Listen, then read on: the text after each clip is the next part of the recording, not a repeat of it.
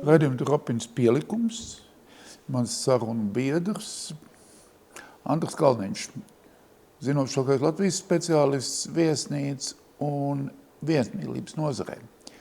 Un viņš startē no ZZS sarakstu Rīgā, gatavojās Saeimas vēlēšanām un ir solījis Latvijā palielināt ārvalstu turistu skaitu vismaz par 30%, ja tiks ievēlēts Saeimā. Tas ir nopietns solījums. Katram jānāk ar pārliecību, ko var izdarīt.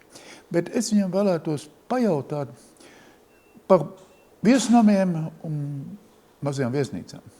Proti par mazo biznesu. Tas ir ļoti nozīmīgs mazais biznes katrā Latvijas nostūrī, katrā novadā. Ko tu darītu, ja tu nonāktu Saeimā? Kādā veidā tu atbalstītu šo biznesu? Jā, runājot vispār par viesmīlības nozari, diemžēl pēc skaitļiem mēs redzam, ka 3/4 visa viesmīlības gan nozares biznesā ir Rīga un Pierīga.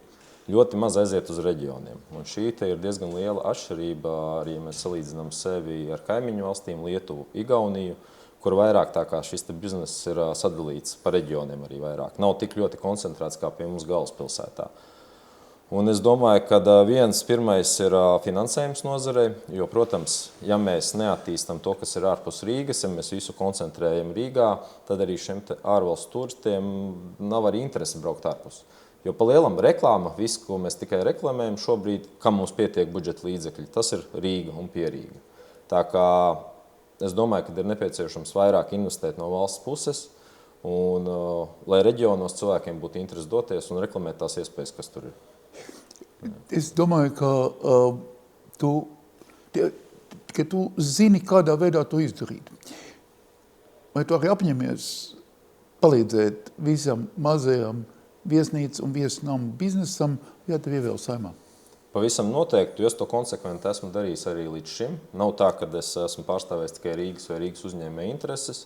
Strādājam par visu Latviju, un mums jau kopīgi interesi ir celt visas Latvijas valsts ekonomiku, ne tikai Rīgas un Pierīgas. Mīļie skatītāji, ZZS saraksts Rīga, Andris Kalniņš un Pēters Apiņš.